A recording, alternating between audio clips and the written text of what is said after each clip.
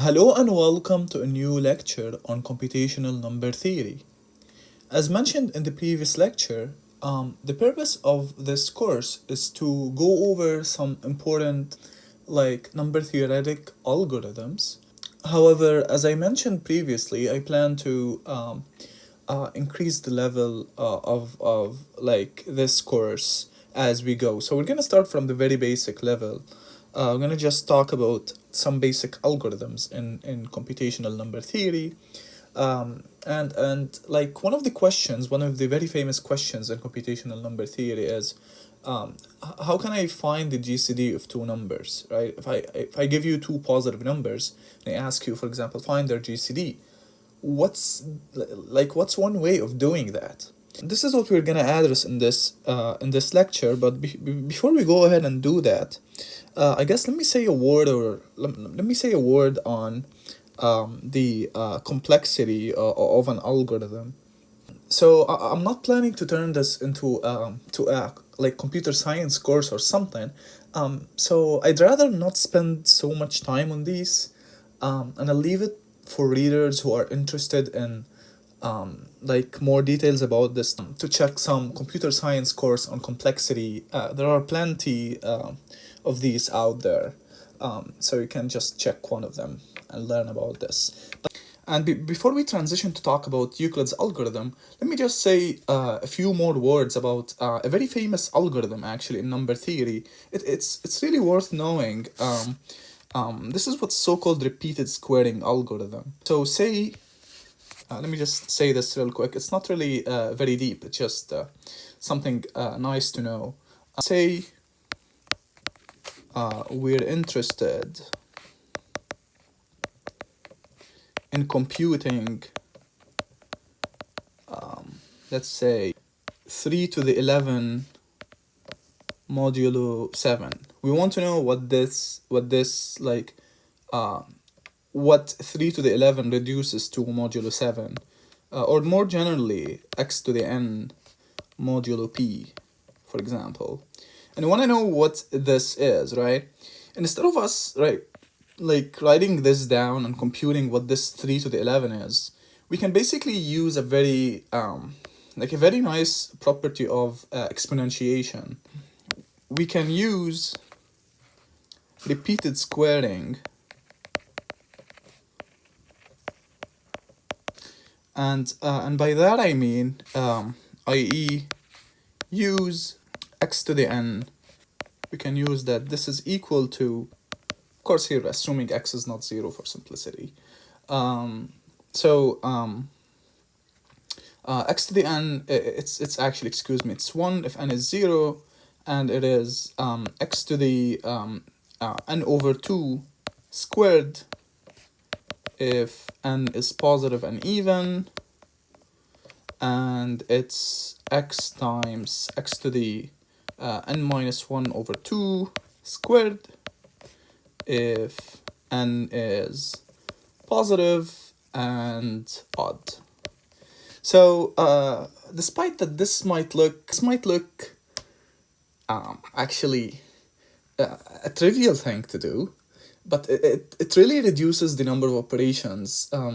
If we want to talk of complexity here, if we want to write this as an algorithm and make it a way of computing x to the power n, it really reduces to an order of log n algorithm.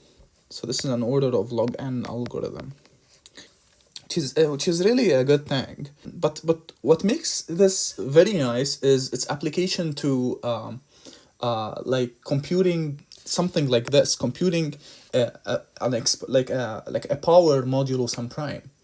And here's how things are done usually. So I'm gonna illustrate this with an example.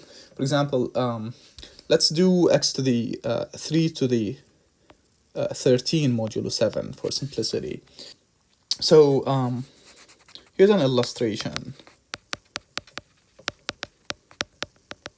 of how this works. Modulo p. So let's say we want to compute 3 to the 13 modulo 7. So what we do is we write this as follows. We can write 3 to the 13 as 3 to the 8 times 3 to the 4 times 3 to the 1. And the reason we're writing this as such is that 13 can be written as 1101 in binary digits. Okay, so if we write this as such, all we need to do to find 3 to the 13 modulo 7 is to find each and every one of these modulo 7 and multiply these out. And this turns out to be quite quick and easy thing to do, because 3 squared is so we like the way we compute 3 to the 4th is by squaring every time the result. I'm gonna illustrate this. So we start by computing 3 squared, and this is actually 2 modulo 7, and then we square this. So 3 to the 4th is just 2 squared modulo 7, and this is just 4 modulo 7, right? And then if we want 3 to the 8th, we just square one more time, and this is gonna be 4 squared modulo 7, and 4 squared modulo 7 is just 2 modulo 7. In other words, the 3 to the 13 is just 2 times 4 times 3 modulo 7. So just 2 times 4 times 3 modulo 7. And it's literally, so this is 8, so it's 1 modulo 7. And this is 3, so this is just 3 modulo 7. So you see, it's really easy and quick to compute powers of numbers modulo prime, and this is the power of repeated squaring. So you see, some algorithms in computational number theory, they like just as this one, they can seem very trivial things to do, but they literally reduce the computational cost significantly. So let me go ahead now and talk about Euclid's algorithm. Okay, so again, what's the problem? The problem is given two positive integers for simplicity. Given two positive integers a and b, we want to compute the GCD of a and b, right? Well, this is actually one of the very famous algorithms in number theory. It's due to Euclid. So Euclid proposed this algorithm for computing the GCD of two numbers, and it's based on the idea that every time you reduce. So let me write it. So this is how the algorithm is stated, but I like to write this in a different way. So let me just write something here. While b is positive, what we're gonna do is we're gonna, every time we have an a and b, like we're gonna start with a and b, and what we're gonna do is we're gonna interchange them as such, but instead of leaving a as is, what we're gonna do is we're gonna reduce modulo b. And we're gonna repeat this over and over again until we reach b equals 0, in which case we return a. So Euclid is very famous due to, he's very famous due to other things, but this is one of the very interesting theorems of him, and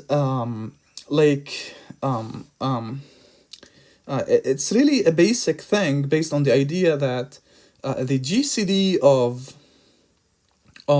a and b, right, is the same as the GCD of b and the residue of a modulo b. This is an easy number theoretic fact that you guys might have seen in like an undergraduate course in number theory. It's very nice. It reduces the complexity of the algorithm. Like instead of you, like there's the trivial way of finding the GCD, which is by like finding the prime factorization of A and B, and then taking like the minimum prime power in each appearing in each A and B, and then multiplying these out. But this is actually very expensive because like factoring a big number is like it's really a big thing. It's really a hard thing to do.